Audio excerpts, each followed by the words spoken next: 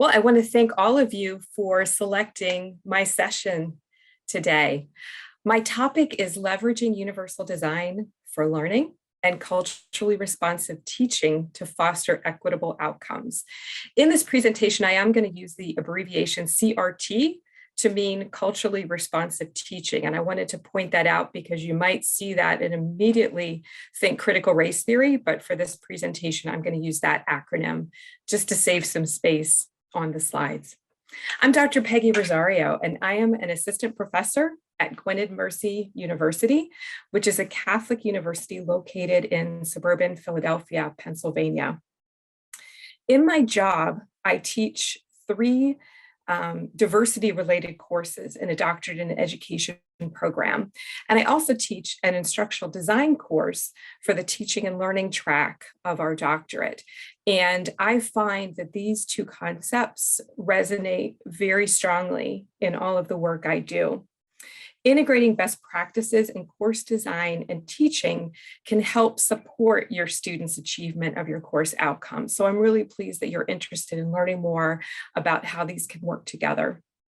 This session will integrate my sharing these concepts with you and discussing their practical application. And you're also going to have the opportunity to join a breakout group with some peers to talk about how what I'm sharing with you relates to your own practice. So my hope is that you'll leave this session with some actionable strategies.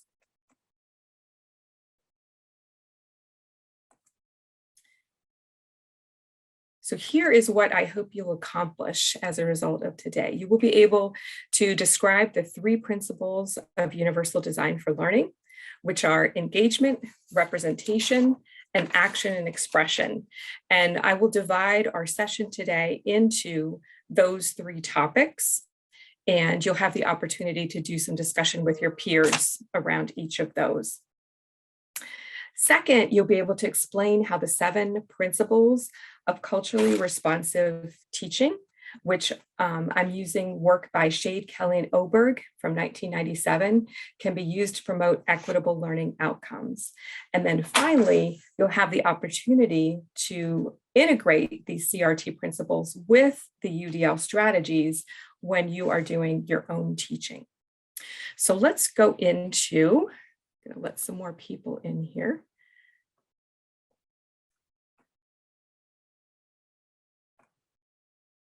Apologize for that brief delay.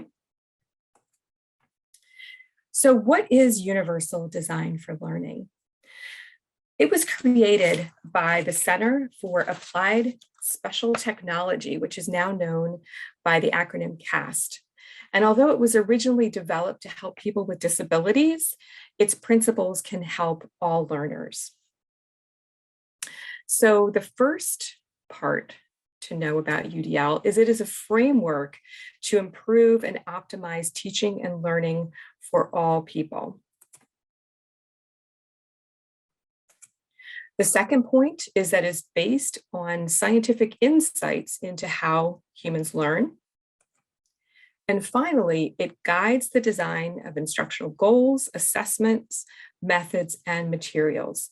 So the goal of UDL is to create learners who are purposeful and motivated, who are resourceful and knowledgeable, and strategic and goal-directed. And don't all of those things sound like what we want for our own students? So let's look at these 3 principles of UDL.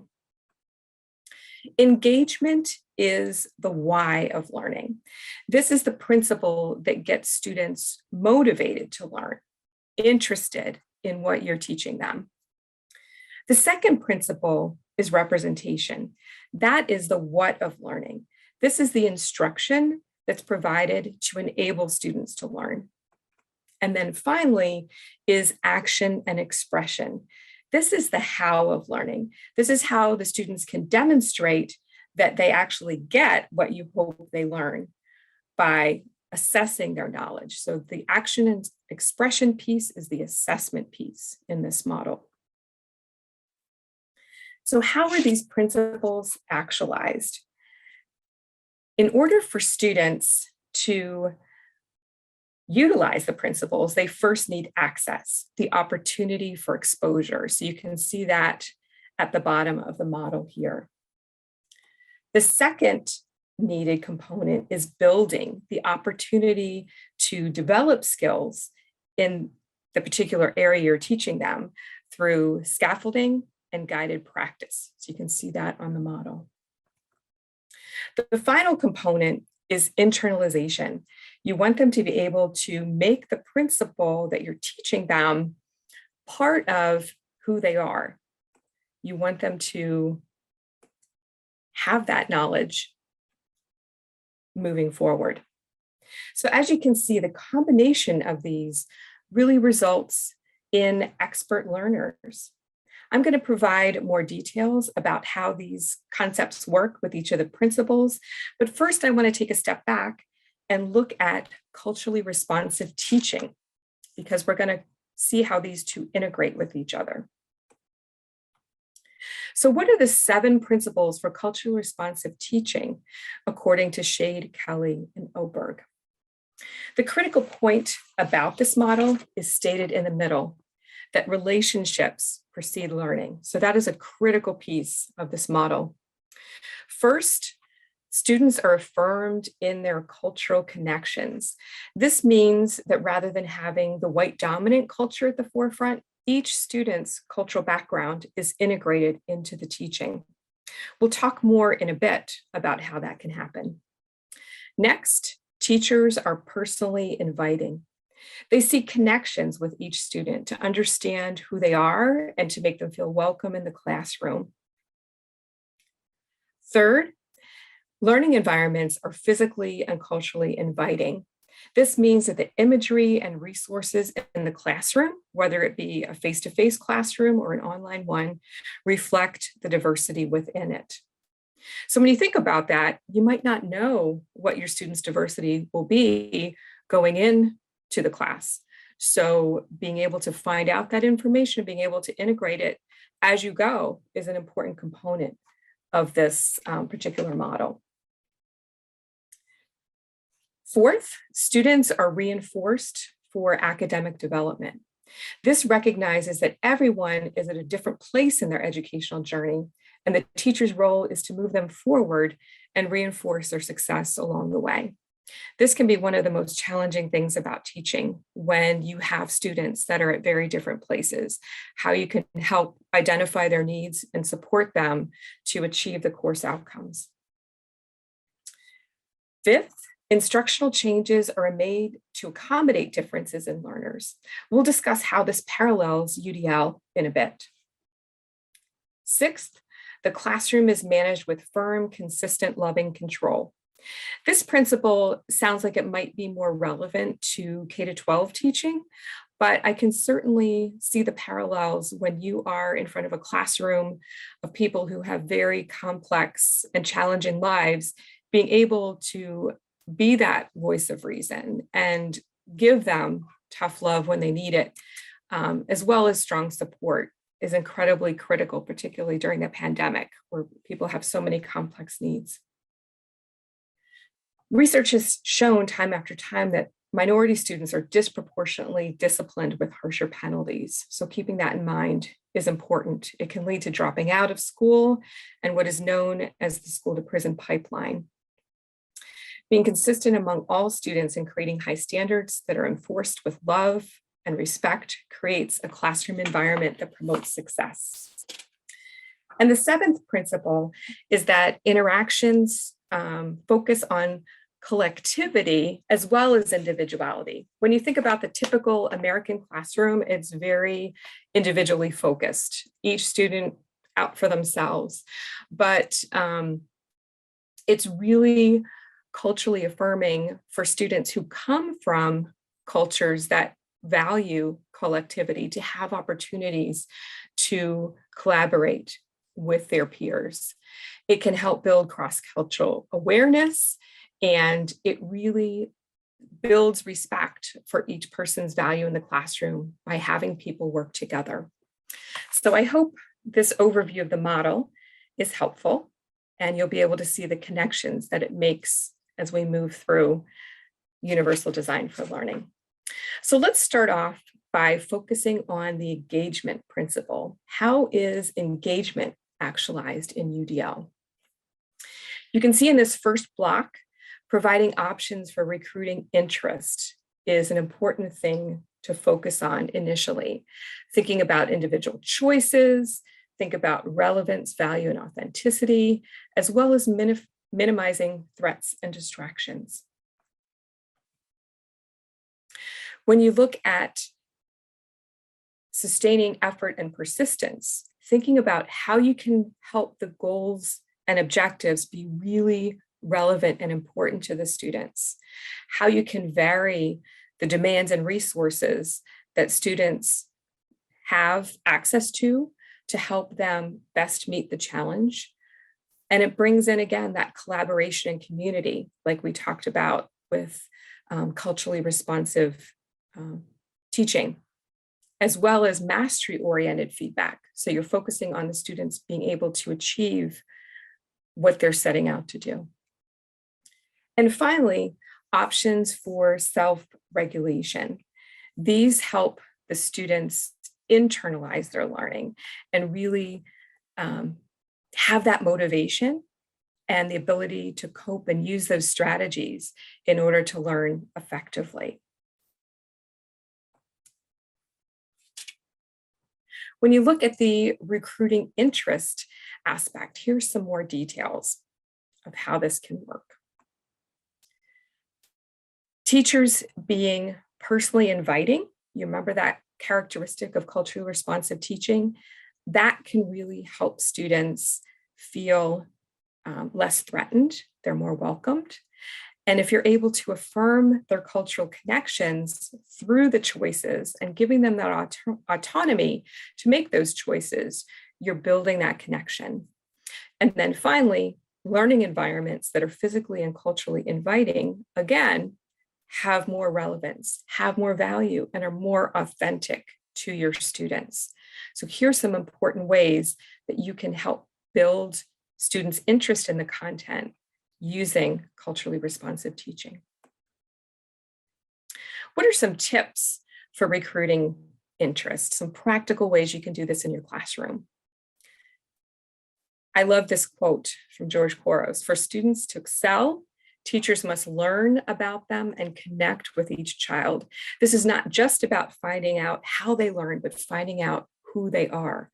A getting to know you questionnaire is a wonderful way to really understand who your students are. Doing an introduction discussion, whether it's face-to-face in the classroom or in your LMS, can be incredibly helpful. I actually like it better in your LMS because that way it's living there and students can go back and look at it as they get to know each other better. They can go back, oh, what was that person's introduction? And continue to build those connections. Learning from your students, asking them to bring their experiences to the table is a really rich way to get them interested in the learning. And finally, creating a judgment-free zone where you are open and accepting to understanding their experiences and learning about them as individuals. So how does sustaining effort and persistence relate to culturally responsive teaching? One way is that instructional changes are made to accommodate different learners. So you can see the varying demands and resources, collaboration and community, that can really help you meet the needs of learners. And again, interactions stressing collectivity as well as individuality can really help students. I mean, think about when you're working in a group and you're all focused together on a goal, you're really helping each other sustain your effort and your persistence. So that is a great way to really foster that particular aspect. So some practical ways to implement this. If you want to go fast, go alone. If you want to go far, go together. So using collaborative activities is a great way to really encourage this effort and persistence.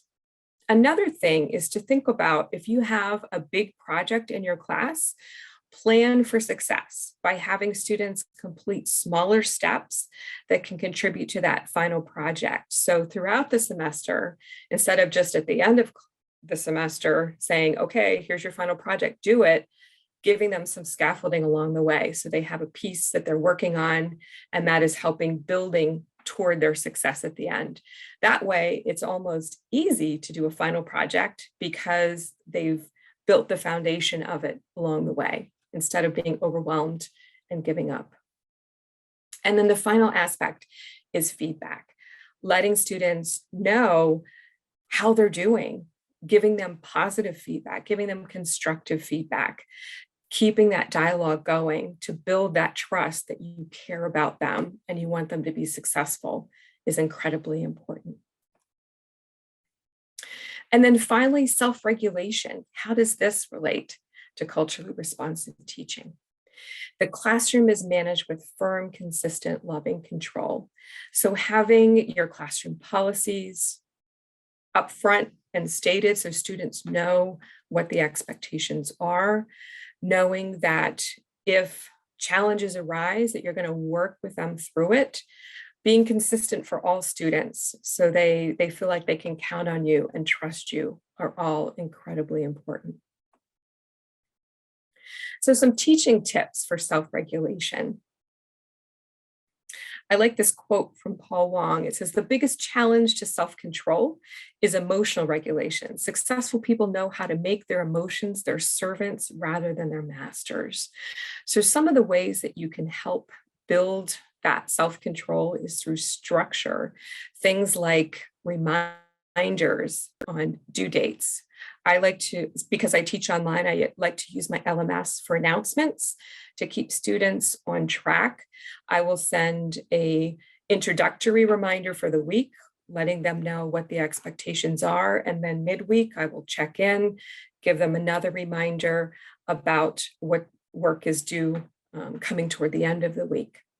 Giving them some guides to help model the work that they need to be doing can be incredibly helpful. Rubrics give a beautiful structure for the students to be able to focus on what's most important in completing the work and having those standards of quality.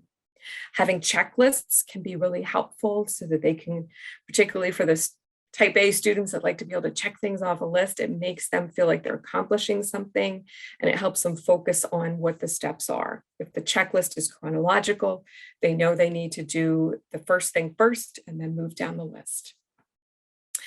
Another important strategy is coping skills, teaching students some ways that they can manage the content. As an experienced teacher, you have seen so many students work through the same challenges that these students are going through.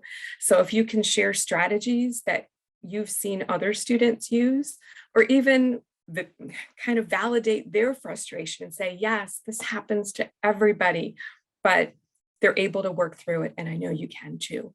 It gives them that sense of being able to cope. And then another tip is just reflection on behavior, using assignments where rather than talking about what they know, they're reflecting on their learning process. This can give them some good insight into what's working for them and what's challenging. And again, in your grading feedback, you can give the students some tips about things that have worked for others in the past and just reinforce that their struggle is normal and that you're with them to help them get through and master that learning. So what I want to do now is create some breakout groups so that you can take this information and begin to think about, what does it mean for me as a teacher? What am I teaching my students, or how am I teaching faculty who work with students that could really help them be more effective? So what I'm going to do is create breakout groups, and in the chat, when you get in your group, I'm going to send a link to a document that provides an overview of the content that I just covered, as well as the directions for the assignment. So that will be easier for you. You don't have to remember everything I just told you. You can also refer to it. So let me start my breakout rooms. We will break out for about 5 minutes. And when I have you come back, you will then share some insights that your group came up with. I'm opening the rooms now.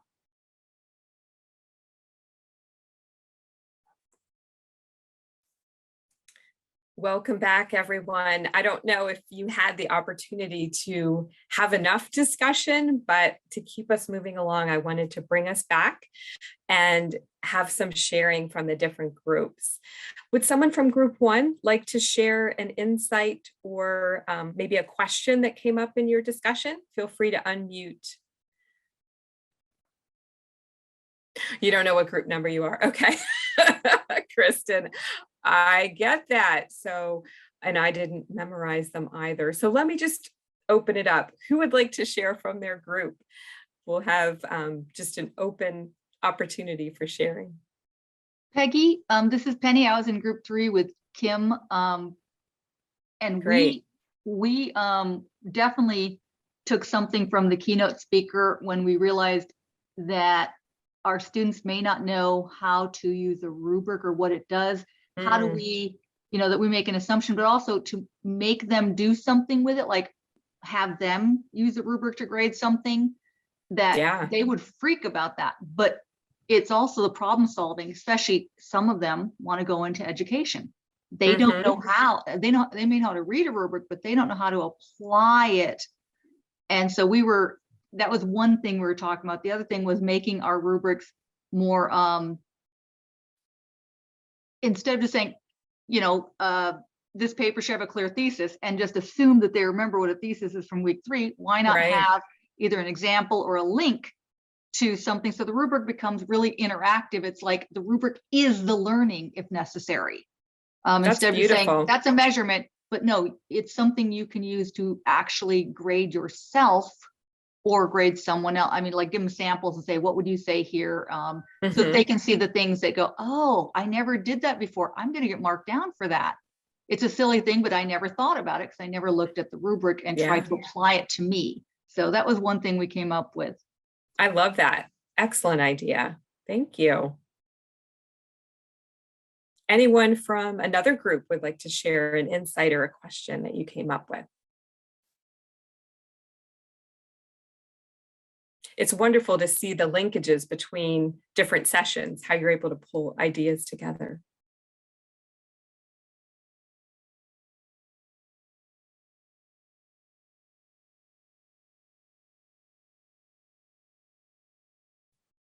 Anyone from another group want to share?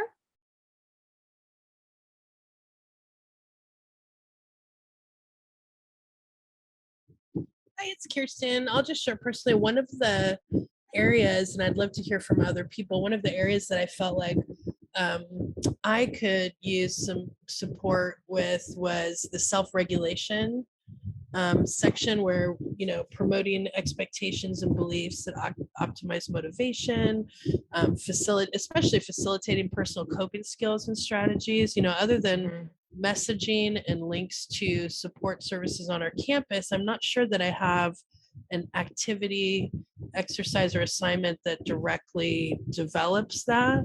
So I'd love to hear what other people have come up with for that, or if your group discussed it. That is a great point. Any thoughts related to that from anyone in this session?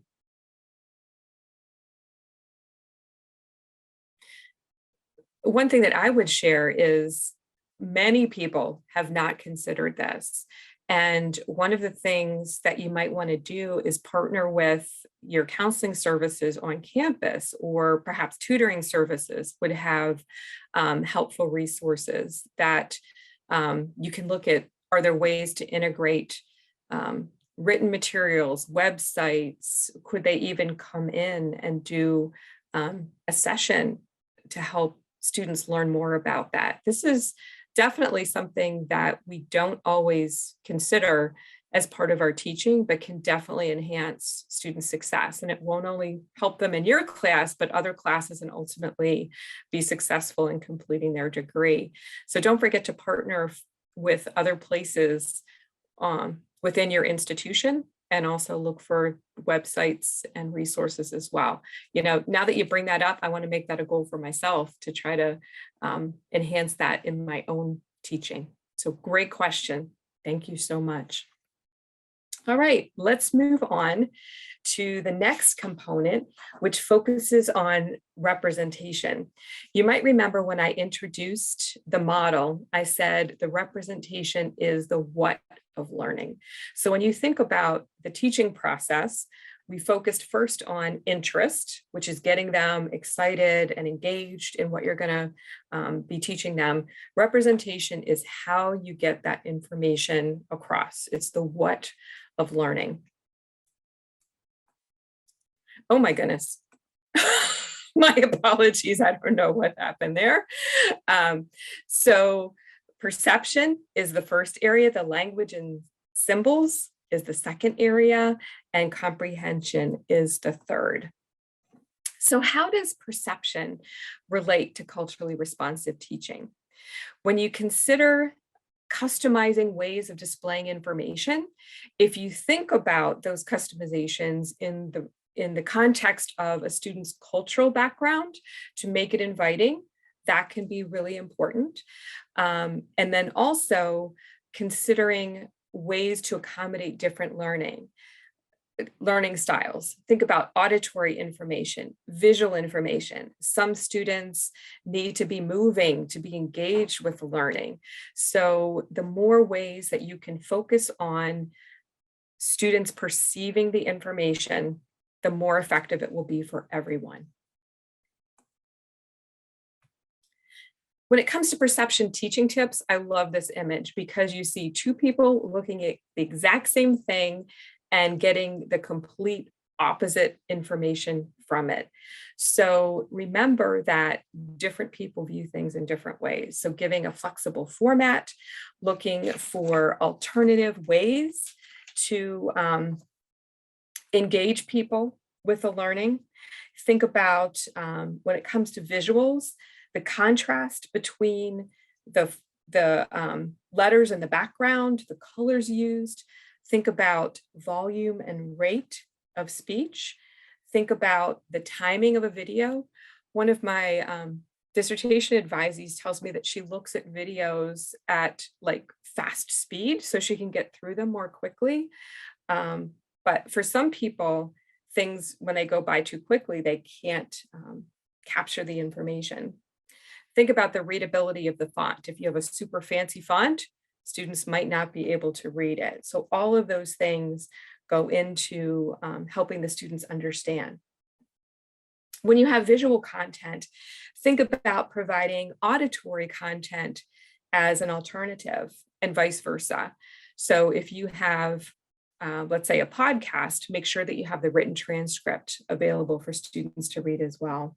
So text to audio is the simplest example, but if you've ever turned on the captioning option for a movie where they actually describe people's expressions, how they're moving, it gives an even richer description of what's happening. To support perception, consider some alternatives. Movement and action can be powerful in learning. Considering the senses of touch and taste, depending on what you're teaching, might be relevant as well. When you think about bringing culture into these aspects, consider the variety of names and family types and customs when you share examples, and consider a variety of types as you provide that in your teaching. Asking students what they see is important to help us understand how they perceive what they are learning. So again, putting yourself in the student's shoes, and it's like, are you seeing the 6? Are you seeing the 9? Have me understand what you're seeing, and have students do that with each other so they can get the perception of different people's ideas. That really helps deepen the learning.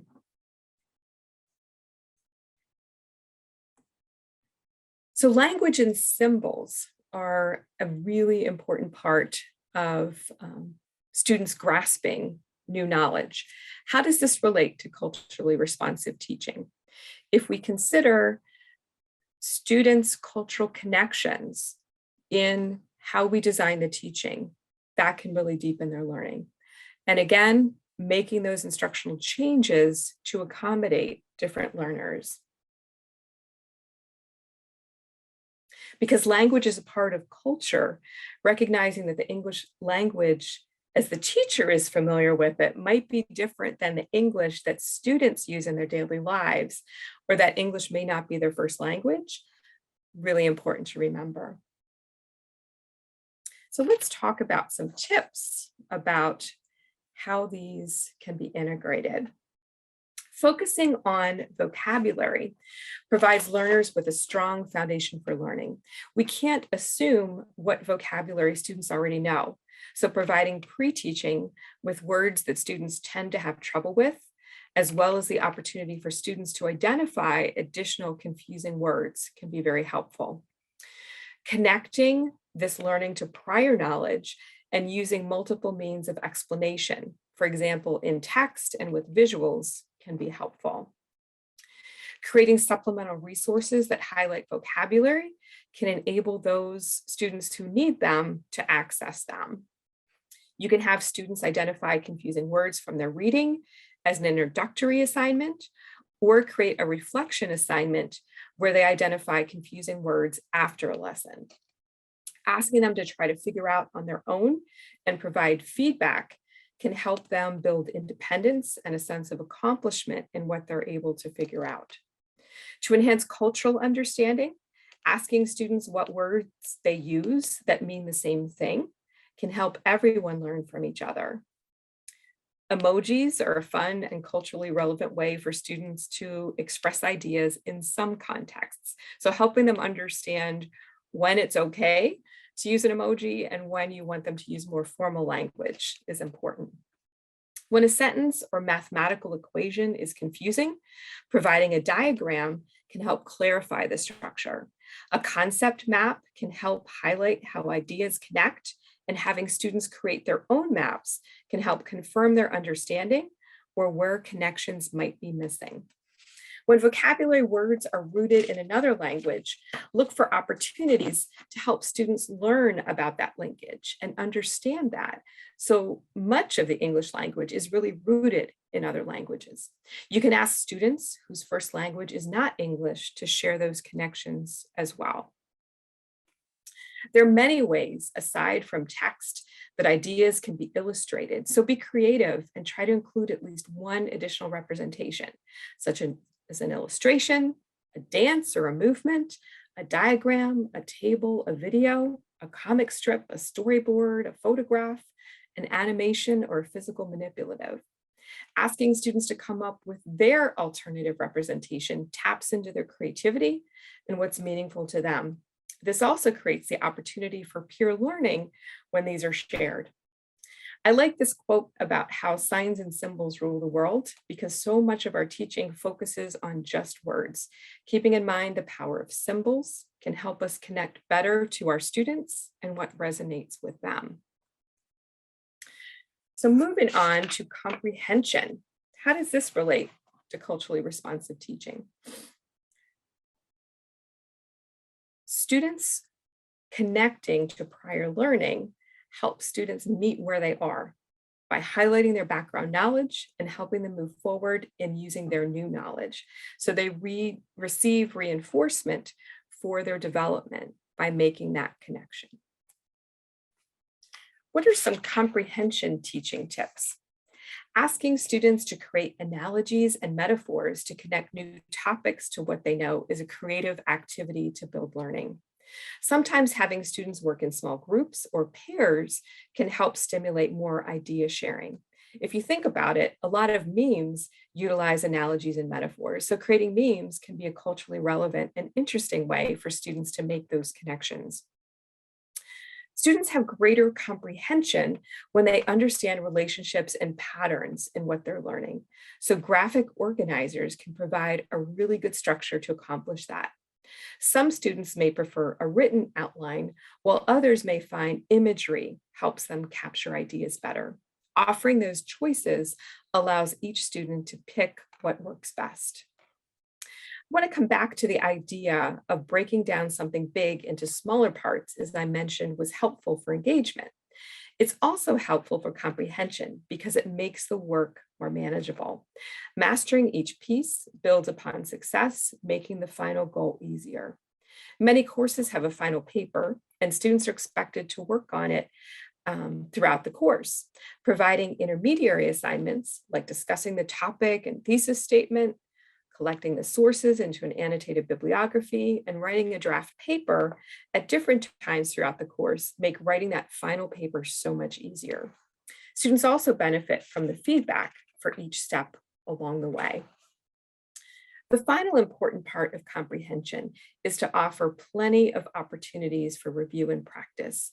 A great technique that I've seen used is a muddiest point discussion, where students write what they found most confusing and reply to each other and get the instructor's help as needed, to address that confusion after a lesson.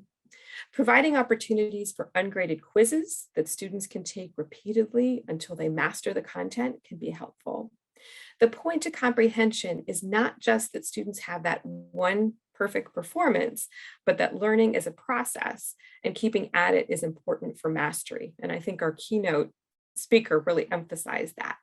As Pele says in this quote, everything is practice. So let's go into our second discussion, where we'll focus on the idea of representation and culturally responsive teaching related to this second chunk of information that I shared with you. So once again, we will go into breakouts, but let me do this. Before I send you to your breakouts, let me share the discussion resource in the chat so that you can access that now before I send you off and then you're not able to get to it. So I am getting ready to open the breakout rooms.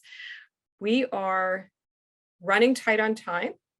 So we're going to do a quick 3-minute breakout this time. And I hope you have some good discussion.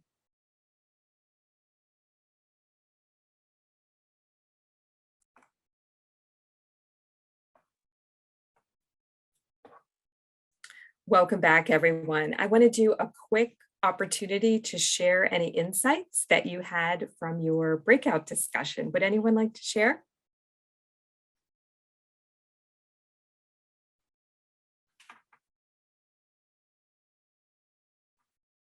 Anything related to representation?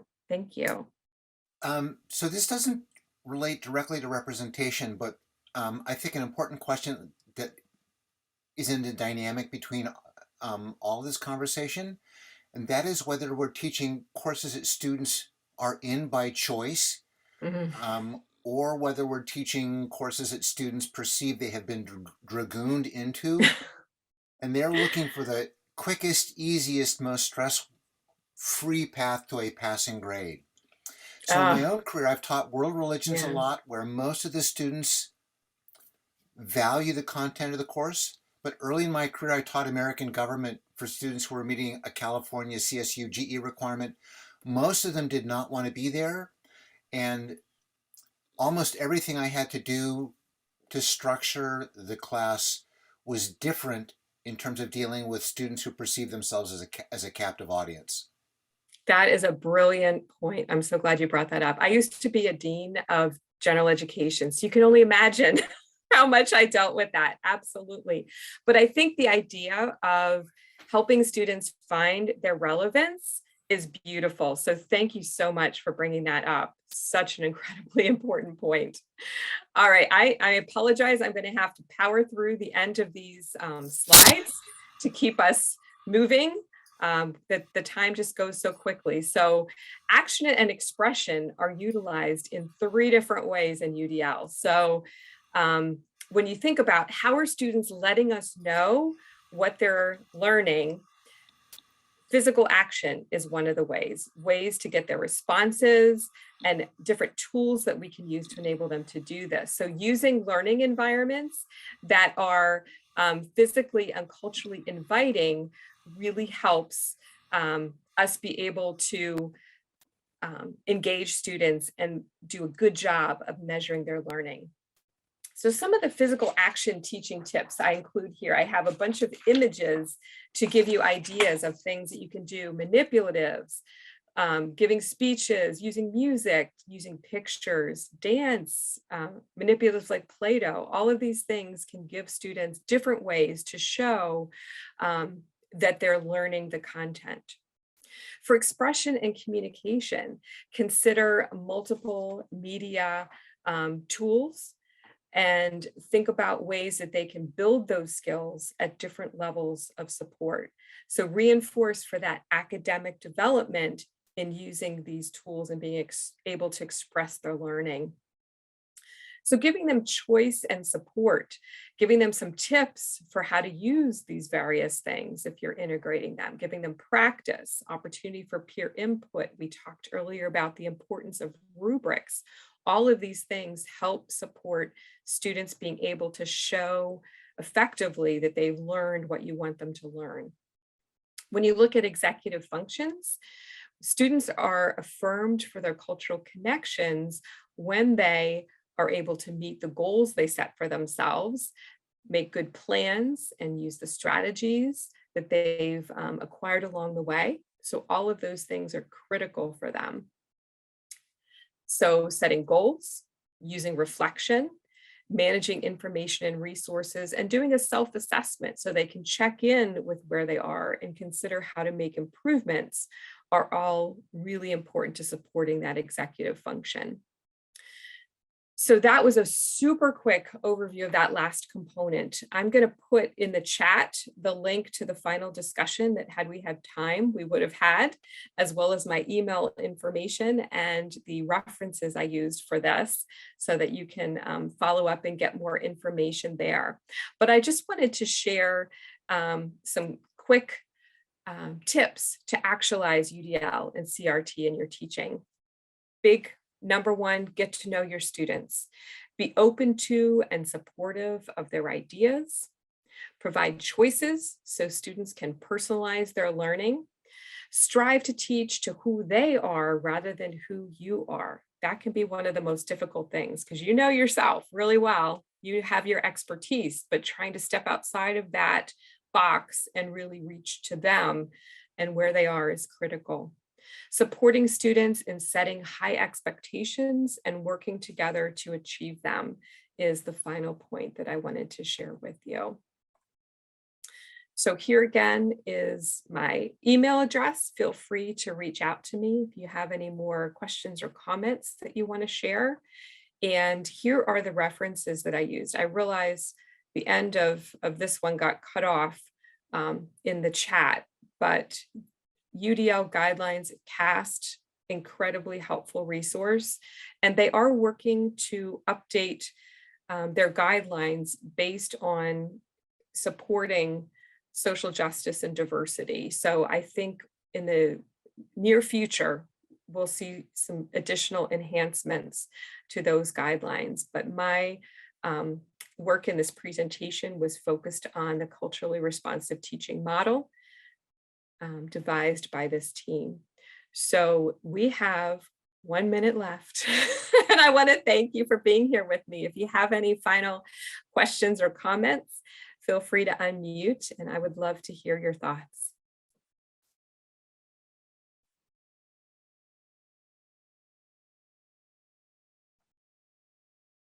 Thank you so much for being here. It's been a pleasure and I hope you continue to enjoy the wonderful learning that this conference is giving us.